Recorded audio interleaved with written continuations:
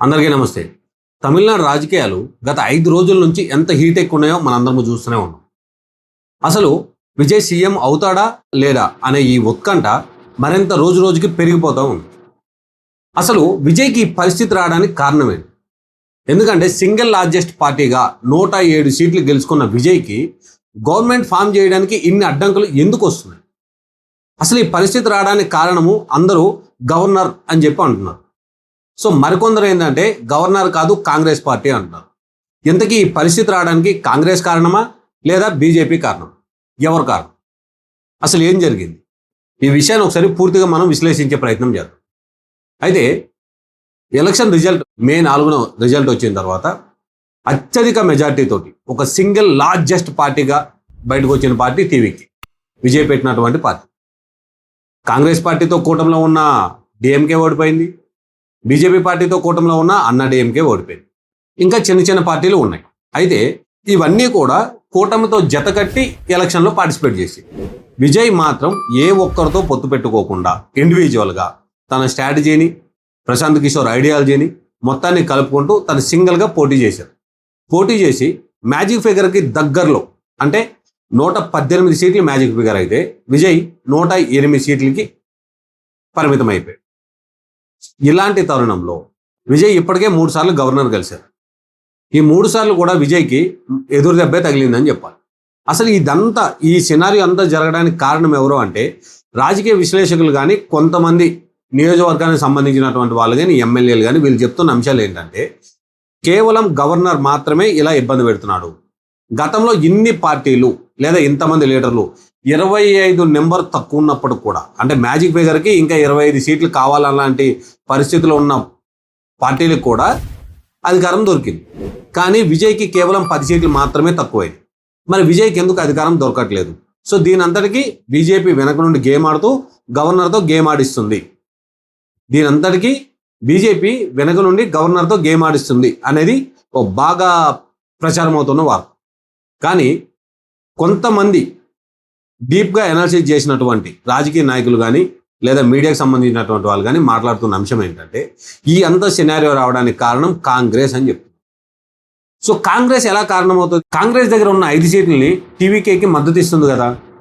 మరి ఈ జరుగుతున్న పరిస్థితికి కాంగ్రెస్ ఎలా కారణమవుతుంది అని అంటే రాహుల్ గాంధీ గారు తీసుకున్నటువంటి నిర్ణయం ఏదైతే టీవీకే పార్టీ మంచి సీట్లు వచ్చాయో, సౌత్ ఇండియాని మొత్తాన్ని కాంగ్రెస్ అడాప్ట్ చేసుకోవాలనుకునేటప్పుడు, సౌత్ ఇండియా మొత్తాన్ని కాంగ్రెస్ పాలించాలి అని అనుకుంటున్న తరుణంలో టీవీకే పార్టీ ఆ మ్యాజిక్ ఫిగర్కి దగ్గరగా ఉంది కాబట్టి ఏ సెకండ్ అయినా సరే అన్నా డిఎంకే పార్టీతో పొత్తు పెట్టుకుంటే తమిళనాడు మనం కోల్పోతాం.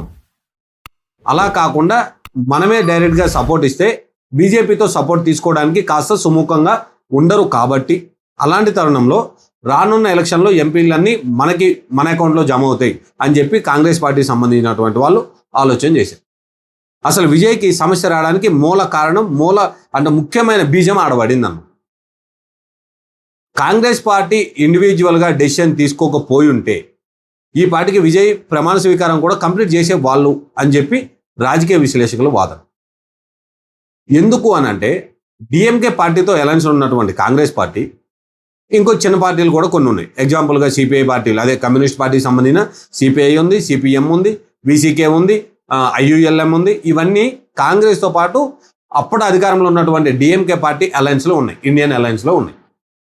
సో ఇందులో ఉన్నటువంటి వీళ్ళు ఒక డిస్కషన్ చేసుకొని, సరే లార్జెస్ట్ పార్టీగా ఉన్నటువంటి టీవీకే పార్టీకి మనం సపోర్ట్ చేయాలా లేదా, మ్యాజిక్ ఫిగర్ వాళ్ళకు ఒక 10 సీట్లు కావాలి, ఇవి మనం సపోర్ట్ చేయాలా వద్దా, లేదా మనం ఏమైనా డిలే చేస్తే అన్నా డిఎంకే పార్టీ వాళ్ళు కానీ సపోర్ట్ చేసినట్టయితే అధికారంలోకి బీజేపీ పార్టీ వెళ్తుంది. కాబట్టి కాంగ్రెస్ పెద్దన్న పాత్ర పోషించి డిఎంకే స్టాలిన్తో కానీ లేదా ఈ కమ్యూనిస్ట్ పార్టీలు, ఐయుఎంఎల్ పార్టీ వీళ్ళతో కలిసి కూర్చొని మాట్లాడి ఒక డెసిషన్ తీసుకొని ఈ చిన్న చిన్న 2 సీట్లు 3 సీట్లు గెలిచిన వాళ్ళని కలుపుకుంటూ కాంగ్రెస్ పార్టీ తన 5 సీట్లని, అంటే టోటల్గా వీళ్ళే 15-16 సీట్లు వస్తున్నాయి కాబట్టి వీళ్ళు అలా గంపగుత్తుగా వెళ్ళి టీవీకి కానీ సపోర్ట్ చేసి ఉంటే అసలు ఈ సమస్య ఉండకపోతుంది. కానీ మొత్తం ఈ సినారియో తెలవని చాలామంది ఏంటంటే గవర్నర్ 3 సార్లు గవర్నర్ని కలవడానికి టీవీకే పార్టీ అధినేత విజయ్ వెళ్తే 3 సార్లు యాక్సెప్ట్ చేశారు. మళ్ళీ విజయ్ బయటకు వచ్చిన మరుసెకండ్లో మీరు మ్యాజిక్ ఫిగర్తో తీసుకురండి అని చెప్తున్నారు. సో ఇలా చెప్పిన పరిస్థితుల్లో ఇదంతా బీజేపీ వెనక నుంచి ఆడదీస్తున్న గేమ్. బీజేపీ పార్టీ ముమ్మాటికి వెనక నుండి గవర్నర్తో ఈ గేమ్ ఆడిస్తుంది అని చెప్తున్నారు. అయితే గవర్నర్ చెప్పిన అంశం ఏంటి అని అంటే, సింగిల్ లార్జెస్ట్ పార్టీగా కానీ విజయ్ వెళ్ళిన ఇప్పుడు పోస్ట్ పోల్ అలయన్స్ అనేది ఒకటి ఉంది.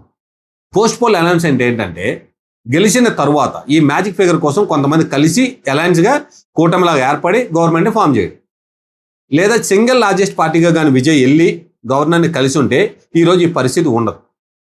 సో దీనికి అవగాహన రహితం కానీ, లేదా విజయ్ రాజకీయాల్లో లేడు కాబట్టి ఈ విషయం తెలవకుండా ఉండడం కానీ, ఇలాంటి ఏదైనా కూడా జరిగి ఉండొచ్చు. కానీ విజయ్తో పాటు చాలా సీనియర్ వ్యక్తులు ఉన్నారు. ఆ విజయ్ పార్టీకి సంబంధించినటువంటి సంఘటియన్ వీళ్ళందరూ గత 5-6 సార్లుగా గెలిచి ఎమ్మెల్యేలుగా ఉన్నటువంటి వాళ్ళు. సో ఇలాంటి వ్యక్తులకైతే ఖచ్చితంగా తెలుస్తుంది కదా. అలానే కాంగ్రెస్ పార్టీకి ఈ విషయం తెలవకుండా ఉందా?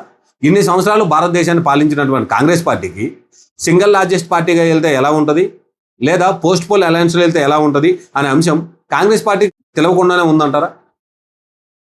సో కాంగ్రెస్ పార్టీకి అయితే ఖచ్చితంగా ఈ విషయం తెలుసు. కానీ కాస్త తొందరపాటు నిర్ణయం తీసుకోవడం వల్ల విజయ్ ఈ పరిస్థితులు ఎదుర్కోవాల్సి వస్తుంది. ఈ ఉత్కంఠ అంతటికి కారణం కాంగ్రెస్ పార్టీ అని చెప్పి రాజకీయ విశ్లేషకులు అయితే చెప్తున్నారు. సో ముందే కాంగ్రెస్ పార్టీ అనౌన్స్ చేయకుండా సింగిల్ లార్జెస్ట్ పార్టీగా ఉన్నటువంటి విజయ్, నేను ప్రమాణ స్వీకారం చేస్తాను, నేను గవర్నమెంట్ ఫామ్ చేస్తానని గవర్నర్ని కలిసి ఆ తర్వాత అసెంబ్లీలో నాకు ఎంతమంది సపోర్ట్ చేస్తున్నారు అనేది నిరూపించుకోవాలి. ఎందుకంటే తన మ్యాజిక్ ఫిగర్ని నిరూపించుకోకపోతే గవర్నమెంట్ డిజాల్వ్ అవడానికి చాలా ఎక్కువ అవకాశం ఉంటుంది. సో ఈ గ్యాప్ రావడానికి కూడా చాలా ఎక్కువ అవకాశం ఉంటుంది. ఈ గ్యాప్ అనేది రాకపోతే డిఎంకే పార్టీ, అన్నా డిఎంకే పార్టీ కలిసి గవర్నమెంట్ ఫామ్ చేస్తే వార్తలు ఎందుకు వస్తాయి? అంటే గెలిచిన మరుసకనే సింగిల్ లార్జెస్ట్ పార్టీగా అన్ని సీట్లు వచ్చినప్పుడు విజయ్ డైరెక్ట్గా వెళ్ళి గవర్నర్ని కలిసి నేను ప్రభుత్వాన్ని ఏర్పాటు చేస్తాను, నాకు ఆహ్వానించండి అని చెప్పుంటే సరిపోతుంది. అలా కాకుండా ఎలక్షన్ రిజల్ట్స్ వస్తున్నాయి ఒక సైడ్ నుంచి ఈ మ్యాజిక్ ఫిగర్స్, లీడింగ్స్ ఇవన్నీ జరుగుతూ ఉన్నాయి. అదే తరుణంలో విజయ్ తండ్రి డైరెక్ట్ మేము కాంగ్రెస్ పార్టీతో పొత్తులోకి వెళ్ళి మేము గవర్నమెంట్ ఫామ్ చేస్తామని చెప్పడం జరిగింది. సో ఇది కూడా ఒక కారణమై ఉంది. సో కాంగ్రెస్ పార్టీ అఫీషియల్గా ఒక లెటర్ రిలీజ్ చేసింది, మా 5 మంది ఎమ్మెల్యేలు టీవీకేకి సపోర్ట్ చేస్తున్నామని. అదే తరుణంలో వరుస పెట్టి చిన్న పార్టీలు అన్నీ కూడా చెప్పాయి, మేము విజయ్కి సపోర్ట్ చేస్తున్నాము, విజయ్తో పాటు మేము గవర్నమెంట్లో ఉంటాము అని చెప్పి. తరువాత ఎప్పుడైతే గ్యాప్ దొరుకుతుందో ప్రత్యర్థులకి ఆలోచించుకోవడానికి సమయం దొరికింది, వాళ్ళ వ్యూహాలకి పదును పెట్టడానికి కాస్త సమయం దొరుకుతుంది. అలాంటి తరుణంలో రాజకీయాల్లో శాశ్వత మిత్రులు కానీ శాశ్వత శత్రువులు కానీ ఉండరు కనుక వీళ్ళిద్దరూ కొలాబరేట్ అవ్వడానికి కూడా అవకాశం ఉంది. సో కొలాబరేట్ అయ్యే పరిస్థితి కూడా ఉంది. డిఎంకే పార్టీ స్టాలిన్ ఒక సైడ్ నుంచి విజయ్కి కంగ్రాట్ చెప్తూ అధికారంలోకి అంటే గవర్నమెంట్ ఫామ్ చేయండి, ఒక 6 నెలల పాటు మేము వేచి చూస్తాము, మీరు ఇచ్చినటువంటి హామీలు అమలు పరచకపోతే 6 నెలల తర్వాత మా తిరుగుబాటు అనేది మేము అనౌన్స్ చేస్తాము అని చెప్పి స్టాలిన్ చెప్తూనే, మరోపక్క అన్నా డిఎంకే పార్టీతోటి అలయన్స్ కోసం, ఎందుకంటే కాంగ్రెస్ మీద ఉన్న కోపం కావచ్చు, వీళ్ళు 2 పార్టీలు బద్ధ శత్రువులుగా ఉన్నటువంటి వాళ్ళు అలయన్స్కి వెళ్ళడానికి కూడా రీజన్స్ ఏంటంటే కాంగ్రెస్ పార్టీతో ఉన్న మేజర్ కోపం అయి ఉండదు. ఎందుకంటే పొత్తులో ఉన్నప్పుడు ఒక విషయం కూడా మాట్లాడకుండా, సరే డిఎంకే పార్టీని పక్కన పెట్టి వాళ్ళకు వచ్చిన 50 సీట్లను పక్కన పెట్టి ఈ 2 సీట్లు 3 సీట్లు ఉన్న వాళ్ళందరినీ కలిసి తీసుకుపోయి వెళ్ళి టీవీకే పార్టీతో కలిసి ఉంటే ఖచ్చితంగా టీవీకే పార్టీ అధికారంలో ఉండేది. ప్రమాణ స్వీకారం జరిగి కూడా 3 రోజులు అయిపోతుండే. ఇలాంటి పరిస్థితుల్లో వాళ్ళ పని చేయకుండా తొందరపాటు నిర్ణయం వల్ల ఇటు డిఎంకే పార్టీ ఫైర్ అవుతుంది కాంగ్రెస్ పార్టీకి వ్యతిరేకంగా. రానున్న రోజుల్లో కాంగ్రెస్ పార్టీకి మేము గట్టిగా బుద్ధి చెప్తామని చెప్పి స్టాలిన్ చెప్తా ఉన్నారు ఒక పక్క నుంచి.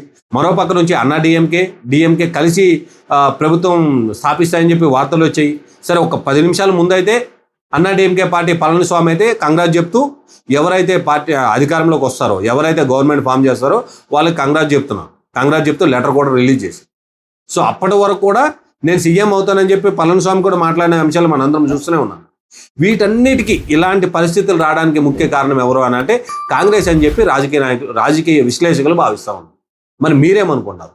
కాంగ్రెస్ తొందరపాటు నిర్ణయం వల్లే విజయ్కి ఇప్పుడు ఈ పరిస్థితి వచ్చిందని మీరు అనుకున్నారా, లేదా బీజేపీ వెనక నుంచి గవర్నర్తో గేమ్ ఆడిస్తుందని మీరు అనుకుంటున్నారు?